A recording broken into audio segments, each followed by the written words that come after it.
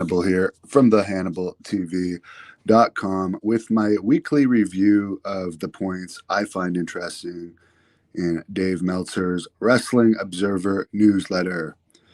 In WWE news, apparently WWE discovered an additional $5 million in payments by Vince McMahon related to women that he had sexual relationships with. One of these payments was in 2007, another was in 2009. Makes the total about $19.6 million in payments to women who had worked for the company as performers and employees. Apparently, the total payments matched the donations the WWE also made to the Donald Trump Foundation in those years. And apparently, Trump used those donations that were supposed to be for charity to settle various lawsuits.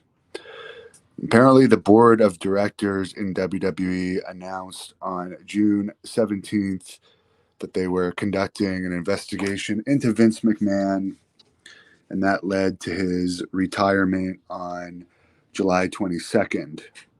And of course, he still is the owner of the company. He's just retired from being the CEO of the company. I believe he still owns 80% of the stock.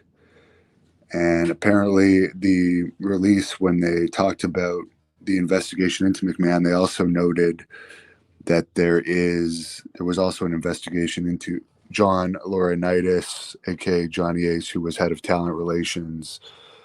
He's now 60 years old, and apparently it's been confirmed he's gone from the company now. And Triple H, Paul Levesque, has replaced him as head of talent relations. Of course, Triple H was head of talent relations before. Ric Flair, who recently had his quote unquote last match, is alleging that he passed out twice during that last match, although Flair is known to exaggerate. And Meltzer brings up if he did legitimately pass out twice, it is pretty bad that they did not stop the match considering how old he is. But again, it's my belief that Flair often exaggerates. Goldberg appeared on Talk is Jericho and said he's basically sick of apologizing for Bret Hart's career-ending concussion that Bret Hart says was from a kick that Goldberg did to him. He said, quote, "He's an idol to anybody and everyone and everybody who would have ever been in this business. I'm a human being like everyone else, and there was absolutely no malicious intent whatsoever. None. Zero. Does it bother me? Yeah, I'll take it to the grave. But also, I got to say, and I'm kind of at a turning point, I'm done saying I'm sorry. I've said it a million times, and I'm not going to continue to tear myself down. I'm done. I said I'm sorry. If you can't accept my apology, it is what it is. You got to move on, and I've moved on. Moved on." End quote. So Goldberg and Jericho also talked about their backstage fight in WCW, and basically they felt that it was a setup done by other people trying to create heat between the two. Apparently, the latest NXT UK television tapings were canceled, and nobody was really told anything why. So there's a lot of worrying among the NXT UK crew. Kevin Cross, Killer Cross, and Scarlett have been brought back to the WWE, and apparently they're positioned as the number two heels on SmackDown behind Roman Reigns. Tony Khan has hired the Parker Boudreaux ex-football player who WWE was saying was going to be the next Brock Lesnar for a while there, but I don't even think he lasted a year in WWE before they released him. AEW this week did a 0.33 rating from Minneapolis for their Dynamite, Rampage, and Elevation tapings. They had 5,000 paid and they comped 600 tickets. NXT did a 0.13 rating. Raw did a 0.54 rating from Cleveland. They had 6,000 paid and comped 786 tickets. SmackDown did a 0.49 rating. Rampage did a 0.15 rating. AEW's Battle of the Belts special did a 0.15 rating as well from Grand Rapids, Michigan. 5,000 paid, 900 comps. WWE had a house show in North Charleston, South Carolina that had 3,880 fans in attendance. On August 6th, they were in North Charleston. August 7th, they were in Fayetteville, North Carolina. 2,800 total, and apparently that one was heavily papered. Judo Gene LaBelle passed away on August 9th at 89. I did post an interview with him on this channel a couple of days ago that's worth listening to. He was the inspiration of the Cliff Booth character in Quentin Tarantino's Once Upon a Time in Hollywood, which I actually liked that movie. And of course, he was the son of the Hall of Fame boxing and wrestling promoter of the Los Angeles territory. So he was part of Mike LaBelle's, who is his brother's, Los Angeles territory from 1966 to 1982. When the promotion shut down, he helped train Roddy Piper and was very close to Roddy Piper. He helped train Ronda Rousey as well.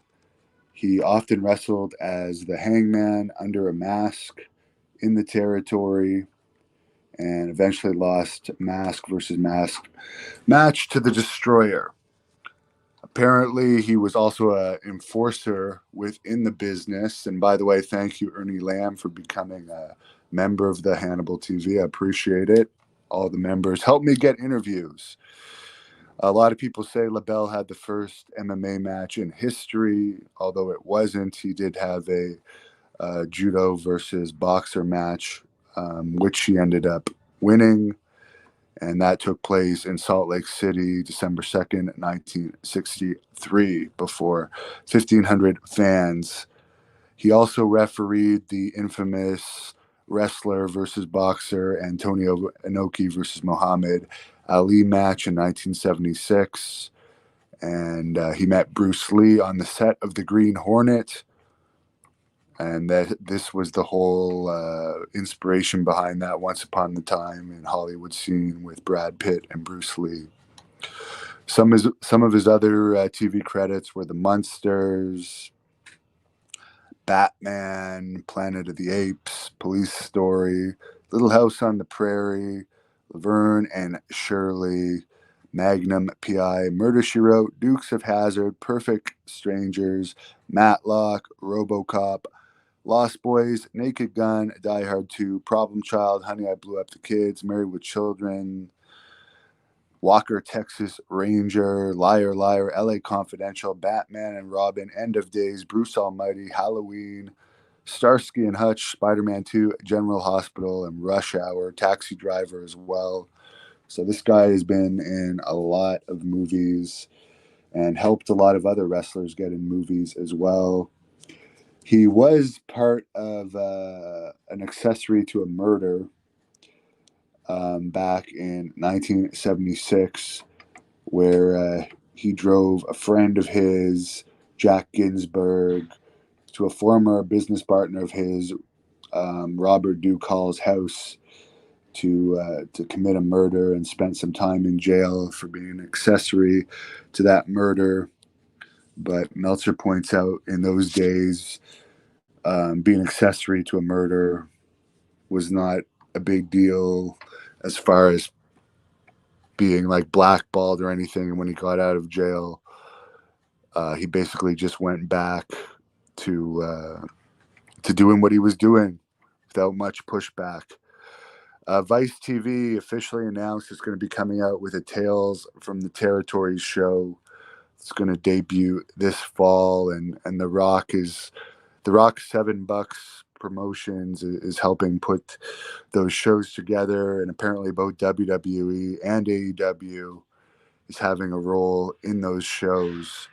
So I don't think it'll be as controversial as the Dark Side of the Ring if WWE and AEW is actually letting some of their talent be part of those productions.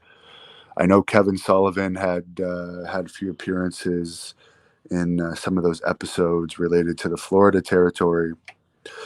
Cain Velasquez pleaded not guilty to all of the charges related to his attempted murder case. And that's pretty much it for the Wrestling Observer News.